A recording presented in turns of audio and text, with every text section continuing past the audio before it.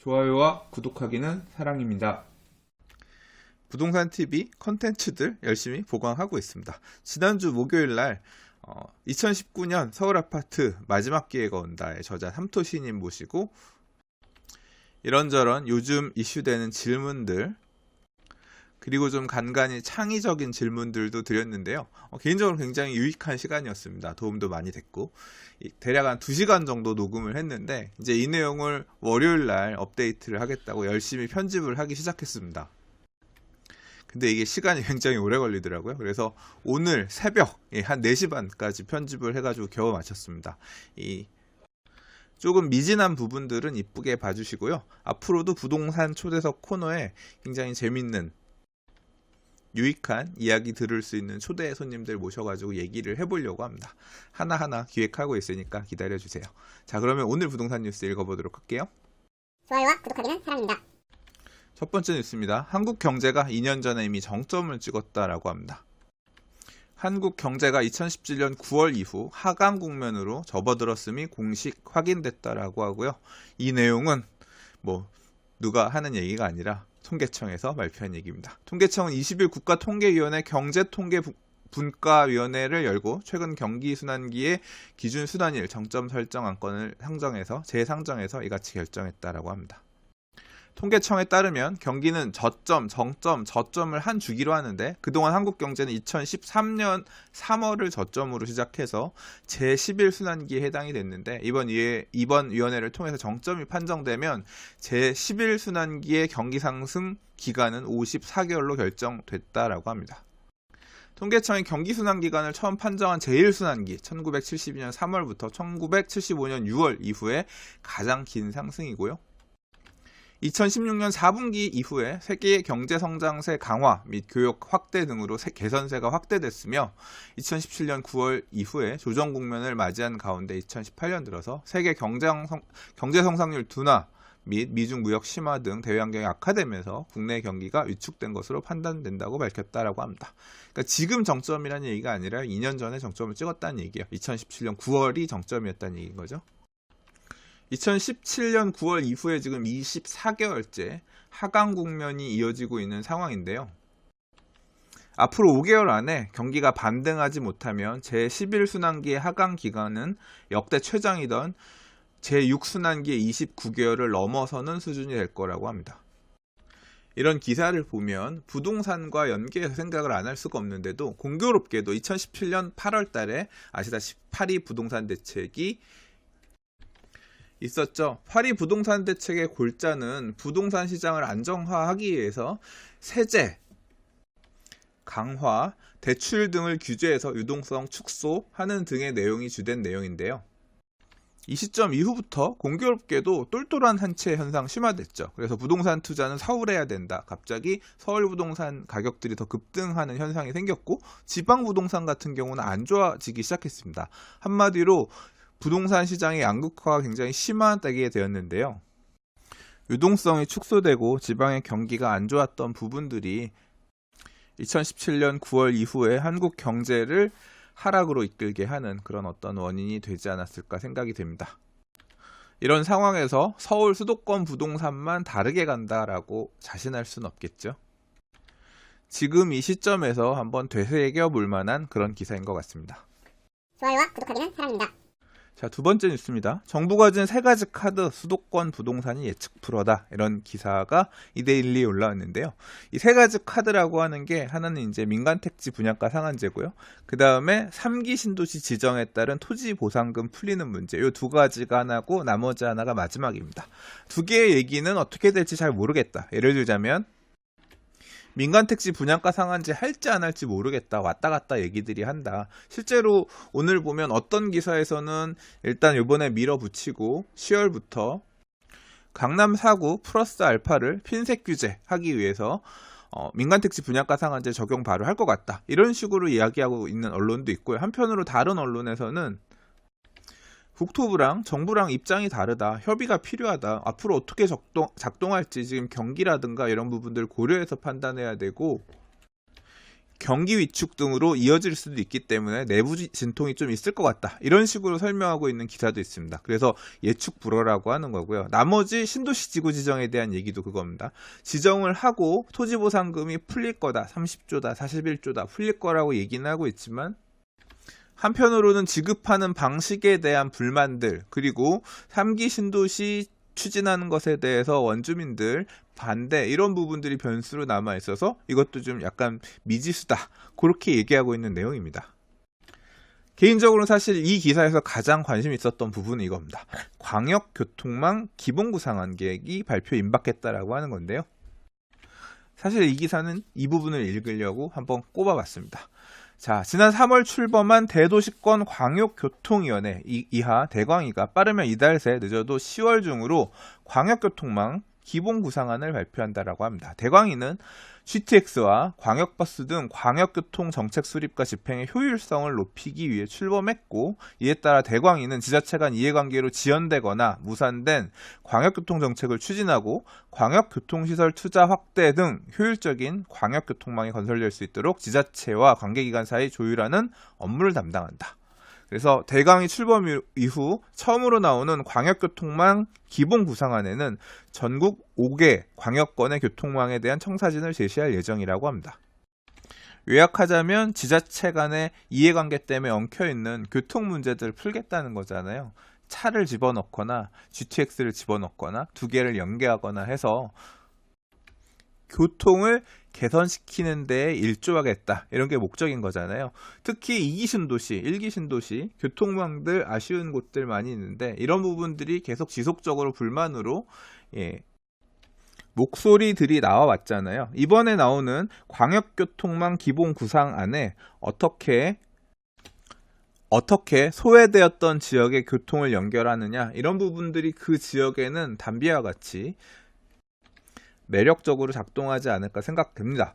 기사 내용처럼 교통 여건이 개선되는 지역의 부동산 시세가 다시 한번 출렁일 것으로 예상하고 있다라고 하는데, 분명히 호재로 작동할 만한 그런 이슈가 아닐까 생각됩니다. 좋아요와 구독하기는 사랑입니다. 워낙 부동산 투자를 좋아하는 국민성 때문인지 정부가 대체 투자할 수 있게끔 부동산 리츠, 공모형 리츠들 활성화하겠다, 이런 내용을 부동산 대책에 포함해서 발표했었고요. 그리고 그와 관련해서 어떻게 제도 개선하겠다, 유도해 나가겠다, 이런 내용들은 계속 얘기를 해왔습니다. 얼마 전에도 그 기사를 읽었었는데, 자, 아무튼 어떤 그런 정부의 방향대로 기업들이, 국내 리츠들이 지금 공격적으로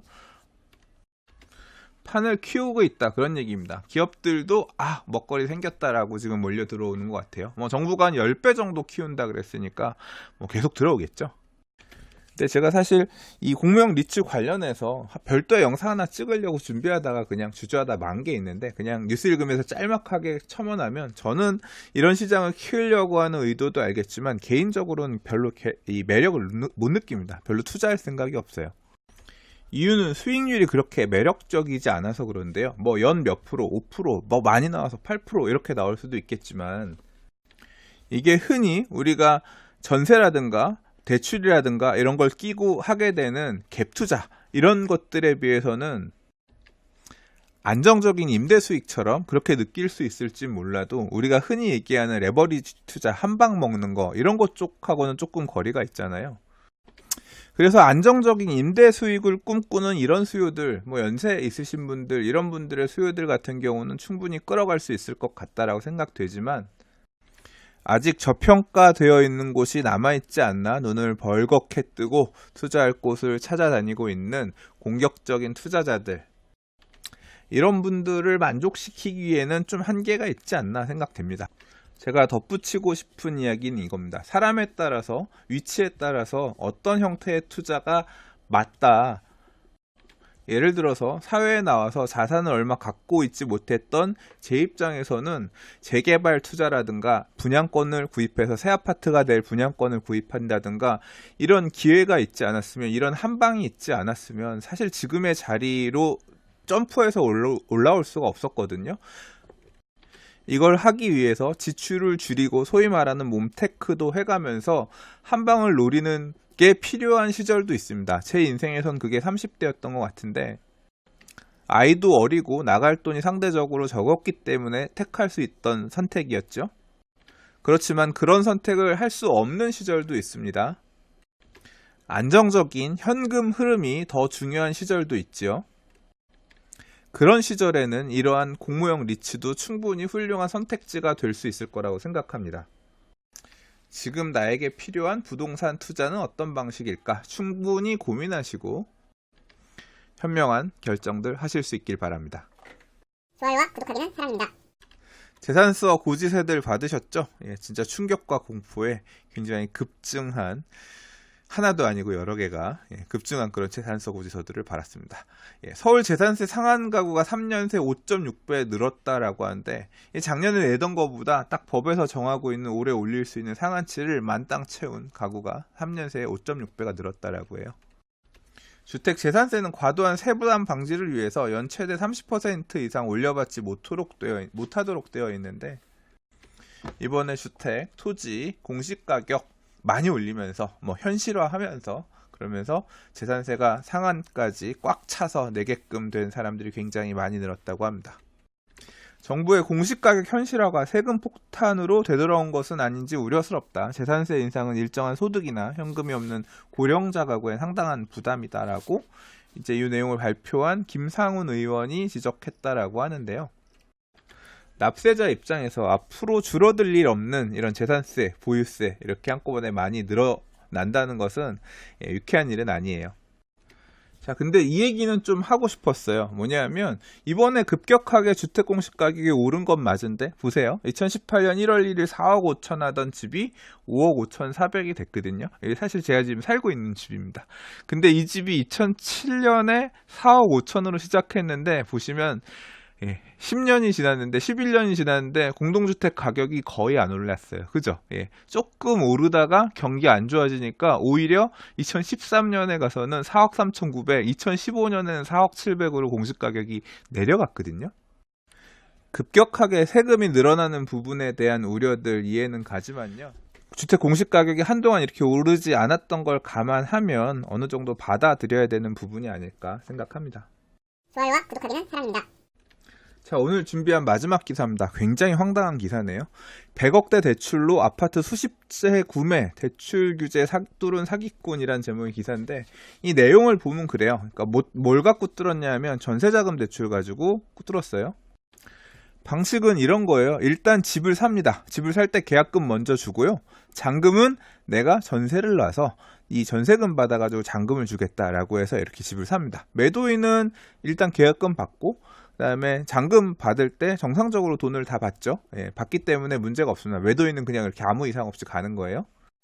이 집에 전세 들어오게 되는 세입자는 전세자금 대출을 이용합니다. 은행에서 전세자금 대출을 해주니까.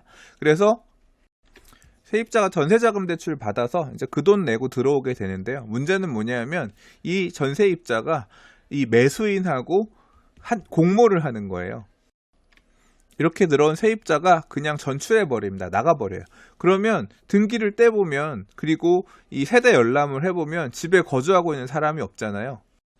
일반적으로 담보대출이라고 하면 그 집의 등기를 떼보면 대출, 근저당이 잡혀 있어야 되는데 이건 없죠. 집은 전세를 들어와서 전세자금 대출이 들어있는 거지만 전세자금 대출이라고 하는 거는 등기상에 드러나지 않기 때문에 은행 입장에서는 확인할 수가 없는 거예요. 소유자가 된 매수인, 그러니까 사기꾼이죠. 이 사람이 은행 가서 나 이거 소유자인데 대출해주세요 하면 임차인도 없고, 왜냐하면 이미 전출해서 나갔으니까. 그리고 이 건물에, 이 주택에 대해서 또는 이 오피스텔에 대해서 대출이 있는 거 없으니까 은행은 대출해주는 거죠. 한 집 가지고 2번 대출을 받는 겁니다. 그러니까 전세자금 대출을 먼저 받고 그 다음에 담보대출을 또 받는 거죠. 사실상 대출 사기인 거죠. 담보가치가 되지 않는 집에 담보대출, 그 다음에 전세대출 두 개 형태가 들어가서 담보가치 이상의 대출이 설정된 거니까. 피해는 누가 봤을까요? 전세자금 대출에 대해서 보증을 해줬던 손해보험사들이 책임을 다 떠안았다고 합니다. 이 전세라고 하는 게 이 물건이 아니어서 다른 근저당이라든가 전세권처럼 이런 것처럼 등기상에 남지가 않기 때문에 이런 피해가 발생하네요. 참 이런 거 보면 모럴 해저드인 것 같습니다. 기사 보면 세입자로 전세자금 대출을 받아준 이런 사람들 같은 경우는 실질적으로 자기 신용을 파는 거고 전세자금 대출에 대한 상환 의무가 남아있을 텐데 만세에 무르겠다는 생각인 건지 그거 하는데 뭐 대가로 한 1,000만 원 정도 받고 했다라고 해요. 전세자금 대출이란 제도는 전세는 채권이기 때문에 물건이랑 달라서 보시는 것처럼 이렇게 보증해주는 기간이 들어가서 보증을 해야 대출이 나갈 수 있게끔 이렇게 작동이 되어 있는데 제도가 어떻게 보면 불안한 거죠. 불완전한 거죠. 이런 제도의 허점을 틈타가지고 이 사기친 사람들도 대단하고 이런 제도의 구멍 막을 수 있을 만한 근본적인 대책도 좀 있어야 되는 거 아니냐 생각이 드네요. 좋아요와 구독하기는 사랑입니다.